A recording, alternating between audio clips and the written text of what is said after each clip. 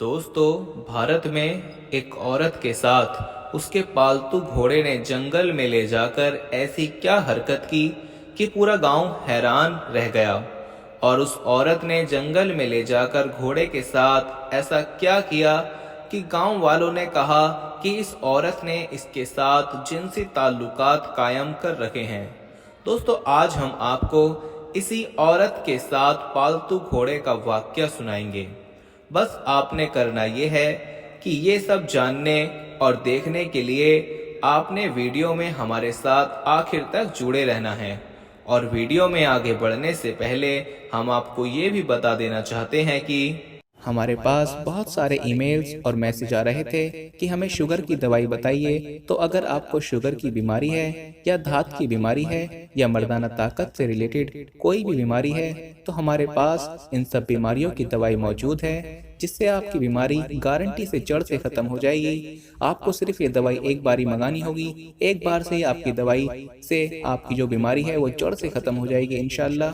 हमारे जो आलिम हैं उन्होंने इस दवाई पर पढ़ाई की है, वसाइफ की हैं। तो अगर आप दवाई मंगवाना चाहते हैं तो हम कुरियर से आपके पास दवाई भेज देंगे।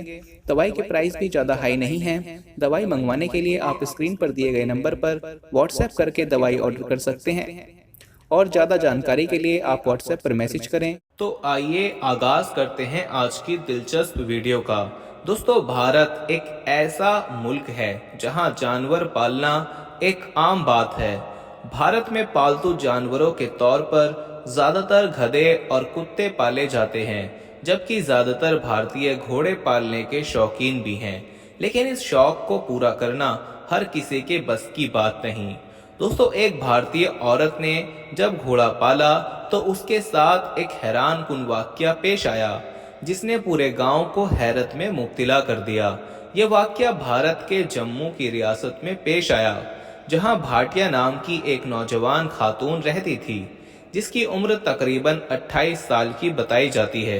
ये वाकया दोस्तों उस दौर का है जब भारत पर अंग्रेज हुकूमत किया करते थे, जबकि अंग्रेजों ने रियासत का इंतजामी उमूर यहाँ के राजा के हवाले कर रखा था। रियासत का राजा बहुत सख्त इंसान था और अक्सर अपनी ही आवाम पर जुल्मों सितम ढाता था।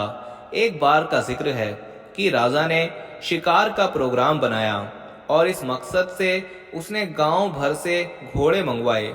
खूब तहकीक के बाद राजा ने भाटिया नामी खातून का घोड़ा मुंतखब किया और उसे राजा के हुजूर पेश करके कहा कि महाराज, ये घोड़ा इंतहाई आला नस्ल का है, जबकि इसकी तरबियत भी बहुत अच्छे तरीके से की गई है। दोस्तों, राजा ने जब घोड़े की तारीफ सुनी तो घोड़े की सवारी करके इसकी सलाहियतों को जांचना चाहा। सवारी करने के बाद रियासत का राजा भी इसके गुण गाने लगा। उसने भाटिया नामी खातून से कहा कि वो ये घोड़ा उसे बेच दे, इसके बदले वो उसे मुंह मांगी रकम अदा करेगा। मगर वो खातून ना मानी।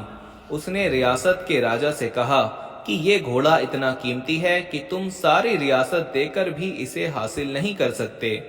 ये जवाब सुनकर तमाम दरबारी और खुद राजा भी हैरान रह गया। राजा ने भाटिया नामी औरत से पूछा कि बताओ, इस घोड़े में ऐसी क्या खूबी है कि जिसकी वजह से इसकी कीमत इतनी ज्यादा है।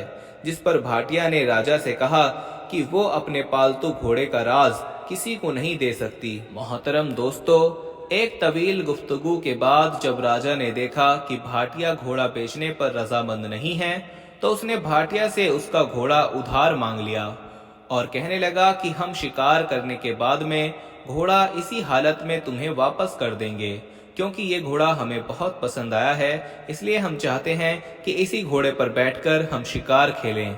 दोस्तों, भाटिया ने राजा की बात सुनी और उसने कहा कि ठीक है, मगर मेरी एक शर्त है।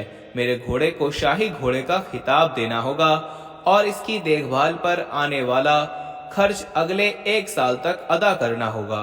राजा उसके लोगों ने जब ये अनोखी शर्त सुनी तो वो हैरान रह गए। मुशावरत के बाद राजा ने भाटिया की शर्त मंजूर कर ली और कहा कि शिकार से वापस आने के बाद वो इस शर्त पर अमल शुरू कर देगा।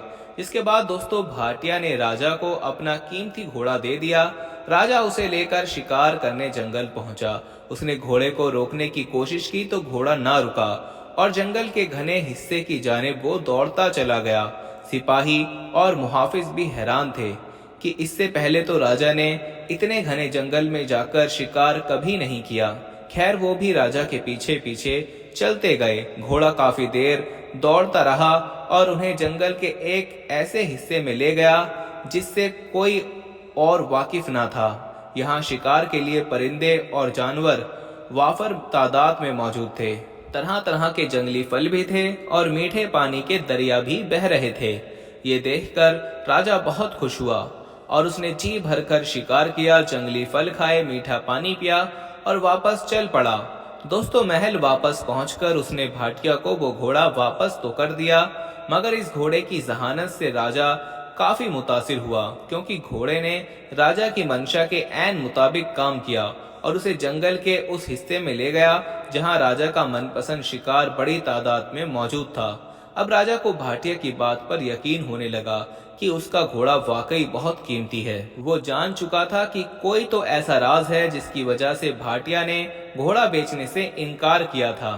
دوستو صبح ہوتے ہی راجا نے اپنے خاص سپاہی طلب کیے اور انہیں حکم دیا کہ وہ بھاٹیا اور اس کے گھوڑے کا راز جاننے کی کوشش کریں۔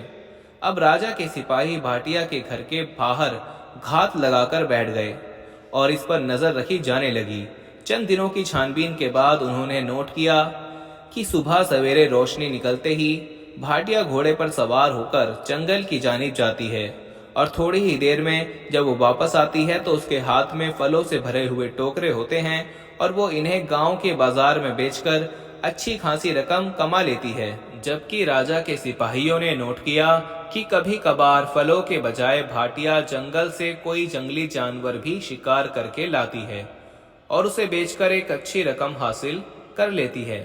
راجا کے سپاہیوں نے جو کچھ نوٹ کیا تھا وہ جا کر راجا کو بتا دیا، جس پر وہ حیران رہ گئے۔ اس نے بھاٹیا کو دربار میں طلب کیا اور اس کی وجہ دریافت کی، جس پر بھاٹیا نے بتایا کہ وہ بچپن ہی سے جانوروں سے بہت زیادہ محبت کرتی تھی اور جہاں کوئی بھوکا جانور دیکھتی تو اسے کھانا کھلاتی۔ یہ سلسلہ اس کی جوانی تک جاری رہا۔ ایک بار وہ جنگل سے گزر رہی تھی تو ایک بزرگ نے اسے یہ گھوڑا دیا اور کہا کہ اسے رکھ لو، یہ تمہارے بہت کام آئے گا۔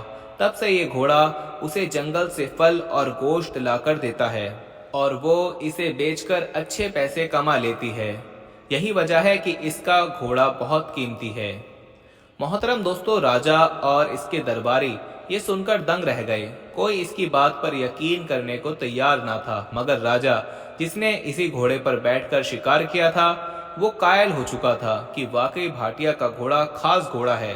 اس نے فوری طور پر اس گھوڑے کو شاہی گھوڑے کا خطاب دیا اور مہینے کا خرچ بھی مقرر کر دیا تھا۔ کچھ درباری اور گاؤں والے جو بھاٹیا سے چڑھتے تھے انہوں نے الزام لگایا کہ بھاٹیا کے اپنے پالتو گھوڑے کے ساتھ ناجائز جنسی تعلقات ہیں اور وہ اس کی تکمیل کے لیے صبح سویرے جنگل میں جاتی ہے تاکہ کوئی اسے شرمناک حرکتیں کرتا ہوا دیکھ نہ لے۔ کچھ گاؤں والوں نے تو یہ بھی کہا کہ ہم نے ایسا کرتے ہوئے اپنی آنکھوں سے دیکھا ہے اس کو، لیکن ریاست کا راجا نہ مانا کیونکہ اس کے دل میں بھاٹیا اور اس کے گھوڑے کے لیے محبت پیدا ہو چکی تھی، احترام پیدا ہو چکا تھا۔ دراصل بھاٹیا کو یہ معجزاتی گھوڑا جانوروں سے پیار کرنے اور ان کے حقوق کا خیال رکھنے پر کسی بزرگ نے عطا کیا تھا۔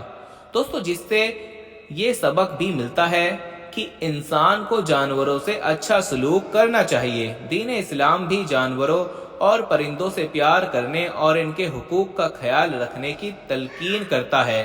اسلام کے مطابق تم میں سے بہترین وہ ہے جو اللہ کی مخلوق کو زیادہ فائدہ پہنچانے والا ہو۔ مسلمان اللہ کی ہر مخلوق کا خیر خواہ ہوتا ہے، کیونکہ اسلام تو سراسر امن و سلامتی اور خیر خواہی کا مصب حق ہے اور یہ سب کو سلامتی کا پیغام دیتا ہے۔ اسلام نے تو اپنے پیروکاروں کو جانوروں سے بھی حسن سلوک کا طرز کیا ہے اور ان پر رحم کرنے کا حکم دیا ہے۔ حضرت سیدنا بن جابر رحمۃ اللہ علیہ فرماتے ہیں کہ میں ابن عمر کے ساتھ تھا، وہ چند نوجوانوں کے پاس سے گزرے جنہوں نے ایک مرغی باندھ رکھی تھی اور اس پر تیر سے نشانے بازی کر رہے تھے۔ انہوں نے ابن عمر رضی اللہ تعالی عنہ کو دیکھا تو بھاگ گئے اس وقت ابن عمر رضی اللہ تعالیٰ عنہ نے فرمایا کہ بلا شبہ اللہ کے محبوب صلی اللہ تعالیٰ علیہ وسلم نے ایسا کرنے والوں پر لعنت فرمائی ہے۔